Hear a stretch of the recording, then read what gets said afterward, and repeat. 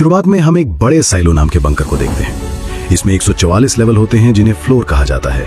यहाँ लगभग 10,000 लोग रहते हैं क्योंकि अब धरती रहने लायक नहीं रही। बाद में हमें पता चलता है कि या तो परमाणु हमला हुआ है या हवा जहरीली हो गई है, लेकिन फिलहाल लोग बंकर में ही रहते हैं। इस बंकर में रहने वाले 10,000 लोग अलग अलग काम करते हैं। साइलो के कुछ फ्लोर में खाना उगाया जाता है और कुछ फ्लोर में जानवर पाले जाते हैं।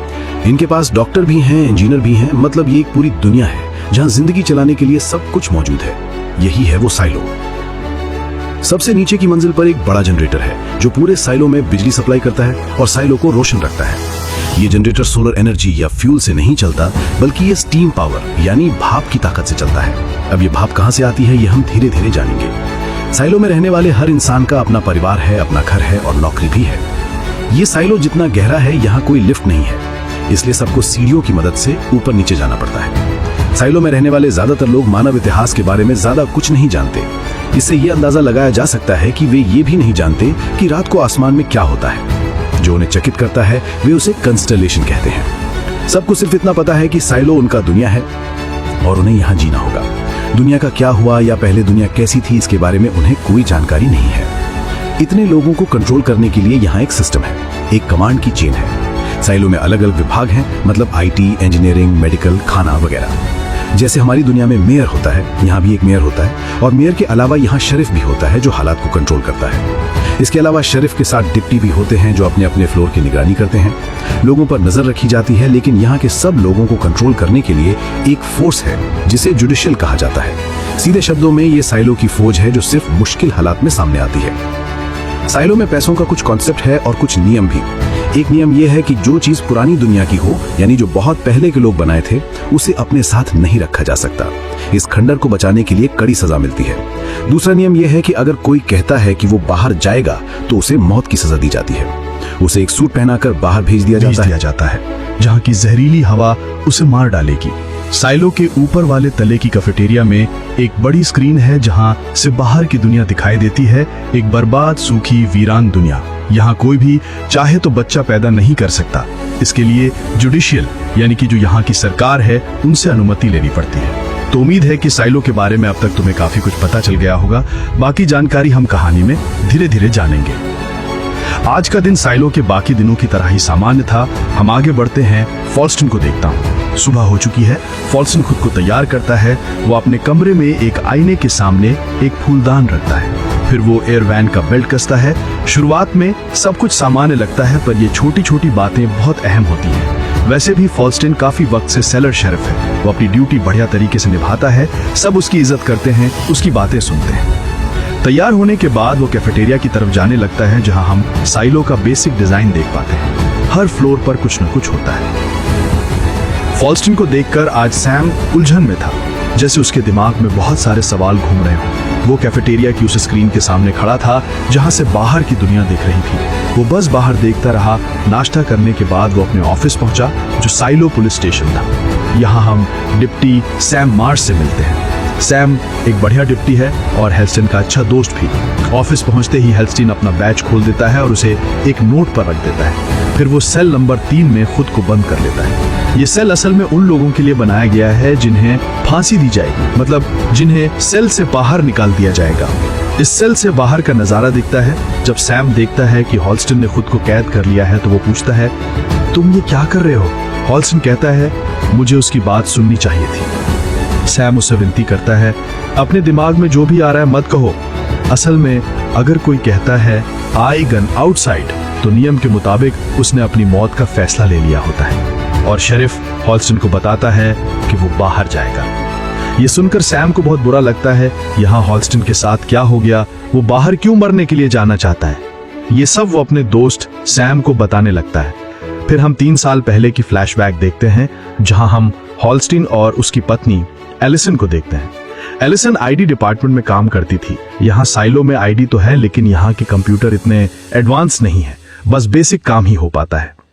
वैसे तो आज सुबह एलिसन को अच्छी खबर मिली। असल में यहाँ शादीशुदा जो बच्चे रखना चाहते हैं वो ये रिक्वेस्ट जुडिशियल को भेज देते हैं। ध्यान रखना कि जब भी जुडिशियल की बात आती है तो समझ लेना कि वे साइलो के सबसे ताकतवर लोग जो साइलो के हर अहम फैसले लेते हैं। न्यायपालिका एक लॉटरी का इंतजाम करती है जिसमें जिनका नाम आता है उन्हें अपने संतान को जन्म देने की अनुमति मिलती है ताकि कोई नियम तोड़ न सके। हर औरत के पेट में एक बर्थ कंट्रोल डिवाइस लगाया जाता है। अब चूंकि लॉटरी में एलिसन का नाम आया है, वो डॉक्टर के पास जाती है। डॉक्टर उसकी बैटरी डिवाइस हटा देता है, लेकिन जब डॉक्टर ये कर रहा था तो बीच में कपड़ा रखा था। जो लोग बच्चे को जन्म देने की अनुमति पाते हैं उनके पास सिर्फ 1 साल का वक्त भेज दिया जाता है, जहां की जहरीली हवा उसे मार डालेगी। साइलो के ऊपर वाले तले की कैफेटेरिया में एक बड़ी स्क्रीन है जहां से बाहर की दुनिया दिखाई देती है, एक बर्बाद, सूखी, वीरान दुनिया। यहाँ कोई भी चाहे तो बच्चा पैदा नहीं कर सकता। इसके लिए जुडिशियल यानी कि जो यहाँ की सरकार है उनसे अनुमति लेनी पड़ती है। तो उम्मीद है कि साइलो के बारे में अब तक तुम्हें काफी कुछ पता चल गया होगा। बाकी जानकारी हम कहानी में धीरे धीरे जानेंगे। आज का दिन साइलो के बाकी दिनों की तरह ही सामान्य था। हम आगे बढ़ते हैं। फॉल्स्टन को देखता हूँ। सुबह हो चुकी है। फॉल्स्टन खुद को तैयार करता है। वो अपने कमरे में एक आईने के सामने एक फूलदान रखता है। फिर वो एयर वैन का बेल्ट कसता है। शुरुआत में सब कुछ सामान्य लगता है, पर ये छोटी छोटी बातें बहुत अहम होती हैं। वैसे भी फॉल्स्टन काफी वक्त से सेलर शेरिफ है। वो अपनी ड्यूटी बढ़िया तरीके से निभाता है। सब उसकी इज्जत करते हैं, उसकी बातें सुनते हैं। तैयार होने के बाद वो कैफेटेरिया की तरफ जाने लगता है, जहां हम साइलो का बेसिक डिजाइन देख पाते हैं। हर फ्लोर पर कुछ न कुछ होता है। फॉल्स्टन को देखकर आज सैम उलझन में था, जैसे उसके दिमाग में बहुत सारे सवाल घूम रहे हों। वो कैफेटेरिया की उस स्क्रीन के सामने खड़ा था जहां से बाहर की दुनिया दिख रही थी। वो बस बाहर देखता रहा। नाश्ता करने के बाद वो अपने ऑफिस पहुंचा, जो साइलो पुलिस स्टेशन था। यहाँ हम डिप्टी सैम मार्श से मिलते हैं। सैम एक बढ़िया डिप्टी है और हेल्स्टन का अच्छा दोस्त भी। ऑफिस पहुंचते ही हेल्स्टन अपना बैच खोल देता है और उसे एक नोट पर रख देता है। फिर वो सेल नंबर 3 में खुद को बंद कर लेता है। ये सेल असल में उन लोगों के लिए बनाया गया है जिन्हें फांसी दी जाएगी, मतलब जिन्हें सेल से बाहर निकाल दिया जाएगा। इस सेल से बाहर का नजारा दिखता है। जब सैम देखता है कि हॉल्स्टन ने खुद को कैद कर लिया है तो वो पूछता है, तुम ये क्या कर रहे हो? हॉल्स्टन कहता है, मुझे उसकी बात सुननी चाहिए थी। सैम उससे विनती करता है, अपने दिमाग में जो भी आ रहा है मत कहो। असल में अगर कोई कहता है आई गन आउटसाइड, तो नियम के मुताबिक उसने अपनी मौत का फैसला ले लिया होता है। और शेरिफ हॉल्स्टन को बताता है कि वो बाहर जाएगा। ये सुनकर सैम को बहुत बुरा लगता है। यहाँ हॉल्स्टन के साथ क्या हो गया? वो बाहर क्यों मरने के लिए जाना चाहता है? ये सब वो अपने दोस्त सैम को बताने लगता है। फिर हम 3 साल पहले की फ्लैशबैक देखते हैं, जहां हम हॉल्स्टन और उसकी पत्नी एलिसन को देखते हैं। एलिसन आईडी डिपार्टमेंट में काम करती है। यहाँ साइलो में आईडी तो है, लेकिन यहाँ के कंप्यूटर इतने एडवांस नहीं, बस बेसिक काम ही कर पाता है। वैसे तो आज सुबह एलिसन को अच्छी खबर मिली। असल में यहाँ शादीशुदा जो बच्चे रखना चाहते हैं वो ये रिक्वेस्ट जुडिशियल को भेज देते हैं। ध्यान रखना कि जब भी जुडिशियल की बात आती है तो समझ लेना कि वे साइलो के सबसे ताकतवर लोग, जो साइलो के हर अहम फैसले लेते हैं। न्यायपालिका एक लॉटरी का इंतजाम करती है जिसमें जिनका नाम आता है उन्हें अपने संतान को जन्म देने की अनुमति मिलती है ताकि कोई नियम तोड़ न सके। हर औरत के पेट में एक बर्थ कंट्रोल डिवाइस लगाया जाता है। अब चूंकि लॉटरी में एलिसन का नाम आया है, वो डॉक्टर के पास जाती है। डॉक्टर उसकी बैटरी डिवाइस हटा देता है, लेकिन जब डॉक्टर ये कर रहा था तो बीच में कपड़ा रखा था। जो लोग बच्चे को जन्म देने की अनुमति पाते हैं उनके पास सिर्फ 1 साल का वक्त। अगर 1 साल में महिला गर्भवती नहीं होती तो वो मौका हाथ से निकल जाता है। एलिसन और डॉक्टर की बात सुनकर हमें पता चलता है कि एलिसन पहले भी 2 बार कोशिश कर चुकी है, लेकिन कुछ नहीं हुआ। ये आखिरी बार है, क्योंकि इसके बाद एलिसन इतनी उम्र की हो जाएगी कि वो बच्चा नहीं रख पाएगी। दिन बीतते गए, लेकिन रिजल्ट नेगेटिव आ रहे हैं, जिससे दोनों चिंतित हो गए। इसी बीच हम आईटी डिपार्टमेंट के हैं बानर होलवुड को देखते हैं, जो थोड़े साफ हैं, लेकिन वो भी बाकी वर्कर्स की तरह ही हैं। उनके ऊपर जो है वे जुडिशियल है, लेकिन जुडिशियल के ऊपर कोई है या नहीं ये अभी पता नहीं चलता। खैर, एलिसन बाकी लोगों जैसी नहीं थी। उसके दिमाग में यहाँ के सारे नियमों को लेकर हमेशा बहुत सारे सवाल घूमते रहते थे। इसलिए उसने एक आर्टिकल लिखा जो बर्नार्ड को बिल्कुल पसंद नहीं आया और उसने वो फाइल डिलीट कर दी। वैसे भी एलिसन जैसे जो सवाल उठाते हैं उन्हें कोई पसंद नहीं करता। साइलो में रहने वाले लोगों का दिमाग धोया गया है, और ऐसा क्यों नहीं होगा? क्योंकि ये लोग यहाँ बहुत सालों से रह रहे हैं। 140 साल पहले यहाँ एक विद्रोह हुआ था। उस विद्रोह के बाद किसी ने सिर उठाया ही नहीं। खैर, 208 दिन हो गए। एलिसन के पास गर्भ धारण करने के बस 157 दिन बाकी हैं। उसके बाद हम यहाँ के मेयर रूथ जेन से मिले, जो काफी लंबे समय से सैलोर की मेयर हैं। मेयर जेन्स लोगों का ख्याल रखने और सही फैसले लेने के लिए जानी जाती हैं, लेकिन उन्हें भी जुडिशियल अधिकारियों को जवाब देना होता है। कई सालों से सब कुछ ठीक ठाक चल रहा है, इसलिए किसी को मौत की सजा नहीं दी गई। इसी वजह से बाहर जो कैमरे लगे हैं या जहां से बाहर का नजारा देखा जाता है वो अब गंदे हो गए हैं, और आमतौर पर अगर कोई बाहर जाता है तो पहले वो कैमरा साफ कर देता है। हालांकि उनके ऊपर कोई जोर नहीं दिया जाता, फिर भी ज्यादातर टाइम वे कैमरे को पहले साफ कर देते हैं ताकि मैदान के नीचे मौजूद लोग बाहर की हालत जान सकें। यहाँ एक महिला है जिनका नाम ग्लोरिया है। चूंकि यहाँ किसी के गर्भधारण की लॉटरी होती है, असल में सबको इसकी खबर मिल जाती है, इसलिए ग्लोरिया एलिसन से मिलने आती है। लेकिन होल्स्टेन को ग्लोरिया पर भरोसा नहीं था, क्योंकि उसने एक आदमी को धोखा दिया था जिसकी वजह से ग्लोरिया को सजा मिली थी। खैर, एलिसन को उस पर भरोसा करना ही पड़ता है, इसलिए वो उससे मिलने चला जाता है। बात करने से पहले ग्लोरिया पानी छोड़ दो, शायद सुन ना पाए, इसलिए असल में ग्लोरिया को पूरा यकीन था कि पहले उनकी सारी बातें मॉनिटर की जाती है। इसके अलावा जुडिशियल जानबूझकर एलिसन को बचाने से रोक रहा है। उसके पास एक सबूत है। वो कहता है कि तुम इंजीनियरिंग में गए थे जहां तुम जॉर्ज उल्कानर से मिले थे, तब उम्मीद है कि तुम कुछ सबूत पालोगे। एलिसन ये कहकर होल्स्टेन से पूछती है कि 3 साल की कोशिश के बाद भी वह गर्भधारण क्यों नहीं कर पा रही। चूंकि होल्स्टेन सालों के नियमों से पूरी तरह वाकिफ था, इसलिए वो कहता है कि उनके मामले में अपील करो। ऐसा पहले भी कई लोगों के साथ हुआ था, उसके बाद उन्हें बचाना पड़ा, इसलिए ये लोग जजमेंट का जिम्मा नहीं ले सकते। खैर, ग्लोरिया की बात मानो, एलिसन जॉर्ज से मिलना चाहती है। जॉर्ज एक सॉफ्टवेयर इंजीनियर है। जॉर्ज कहता है कि उसे कुछ मिला है, एक खंडहर जैसा जो उसने छुपा रखा है। असल में ये एक हार्ड ड्राइव है जिसे वो क्रैक करने की कोशिश कर रहा है, लेकिन बार बार असफल हो रहा है। उसने कुछ लोगों की मदद ली, पर कोई फायदा नहीं हुआ। एलिसन काफी होशियार थी, इसलिए जॉर्ज सोचता है कि एलिसन ये कर सकती है। एलिसन कोशिश करती है। हालांकि आज साइलो में एक खास दिन मनाया जा रहा था, लेकिन एलिसन ने उन सबको नजरअंदाज करके हार्ड ड्राइव खोलने में लग गई। बहुत कोशिश करने के बाद आखिरकार वो हार्ड ड्राइव में मौजूद फाइलें खोलने में सफल हो गई। जैसे ही फाइल खुली, उसमें साइलोर का एक मैप दिखा।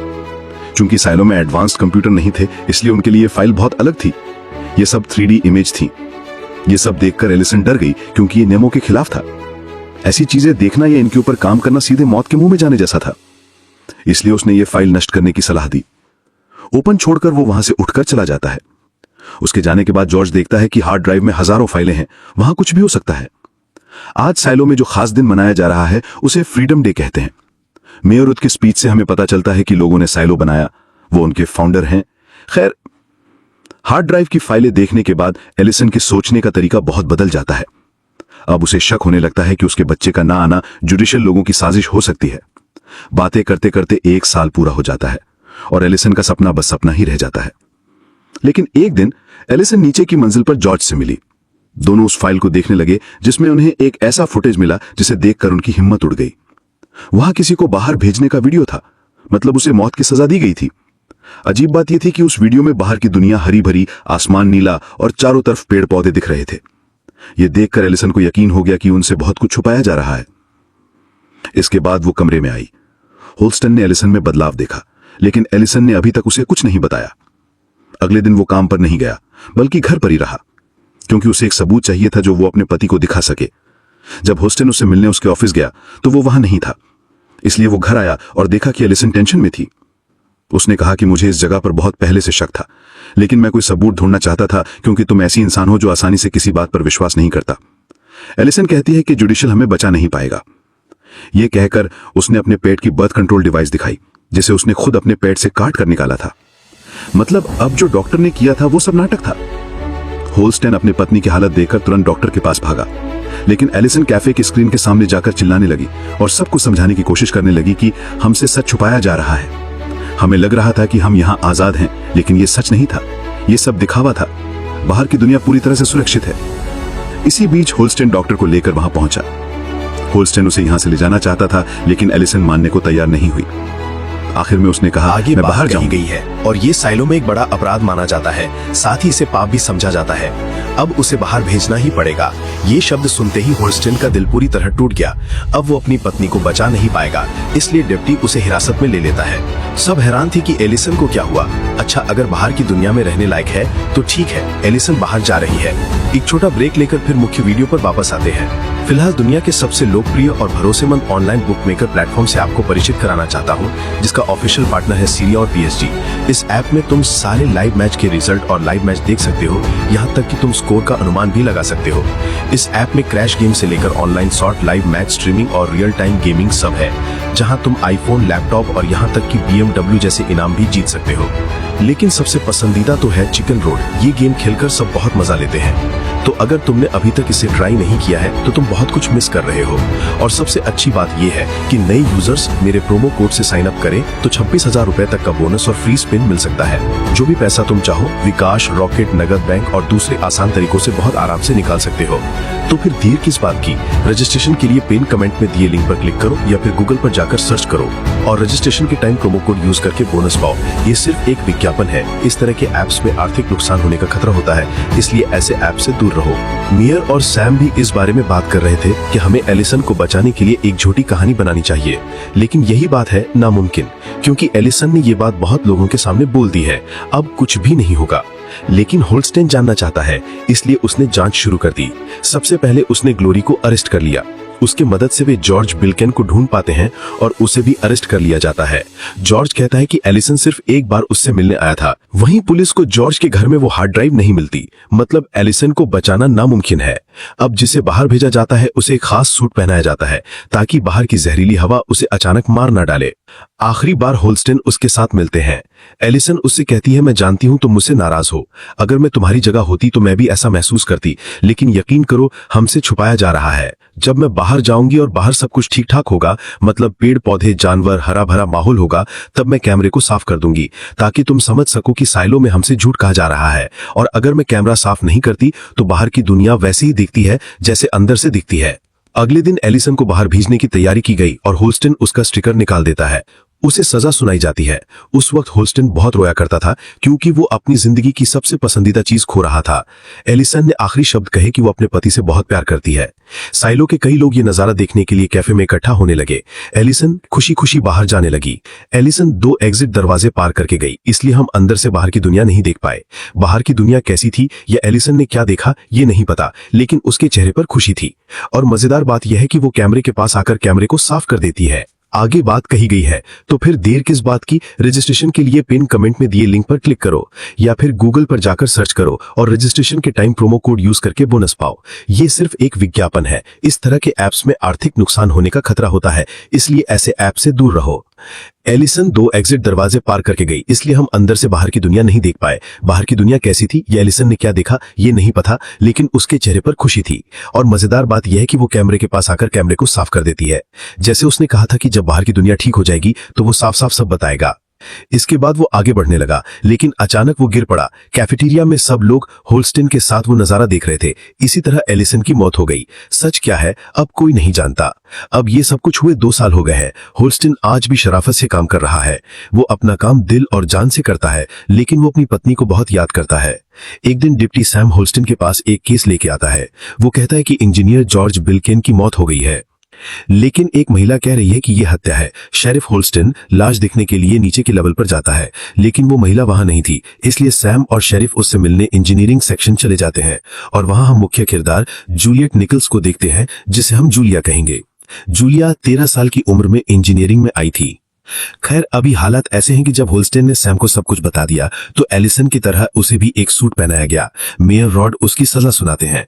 होल्स्टेन की सजा देखने के लिए कई लोग अपने अपने विभागों के जहां पर स्क्रीन लगी है वहां इकट्ठा होने लगे। उसके भी कुछ हो जाता है। वो कुछ कदम चलते ही गिर पड़ता है। सायरो के लोग ये सब देखकर हैरान रह जाते हैं। होल्स्टेन की हालत खराब होती जाती है। वो सहन न कर पाता और अपना हेलमेट उतार देता है। हिचकिचाते हुए वो अपनी पत्नी एलिसन के पास चला जाता है और फिर वो भी मर जाता है। कैफेटेरिया से ही जूलिया सब कुछ देख रहा था। वो गुस्से में कहता है कि वो एक झूठा था। इसके साथ ही वो वहां से चले जाता है। कुछ लोगों में झगड़ा शुरू हो जाता है। तब नॉक्स नाम का एक आदमी सबको शांत करता है और कहता है, देखो बाहर हमारे लिए कुछ नहीं है, इसलिए अपने काम पर ध्यान दो। इंजीनियरिंग सेक्शन की मैकेनिक की हेड एक बूढ़ी महिला है। उनका नाम मार्था वॉकर है और मार्था के बाद वो हेड है। वो सब पर नजर रखती है और उनका काम समझाती है। जूली यहाँ एक मैकेनिक के तौर पर काम करती है, लेकिन सबके पास वही काबिलियत है। सब सैलो के बड़े जनरेटर का प्रेशर ठीक रखते हैं, लेकिन कुछ समय से सैलो के जनरेटर में कोई दिक्कत आई है, जिसे हम आगे और गहराई से जानेंगे। इसी बीच होल्स्टेन की मौत पर डिप्टी सैम सबसे ज्यादा दुखी रहता है। होल्स्टेन ने एक खत और उसका बेस सैम के लिए छोड़ा है।